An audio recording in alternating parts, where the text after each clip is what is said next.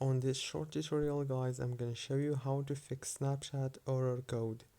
First thing you wanna do is go to the Play Store, search for Snapchat and update it. That's the first thing you wanna do because sometimes the problem is just from the update.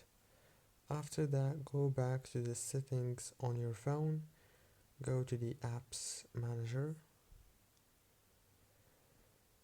Now right here you have to scroll until you find Snapchat. When you find it, click on it and click on force stop. That's it guys, very easy and simple. Don't forget to like, subscribe. Thank you for watching this tutorial.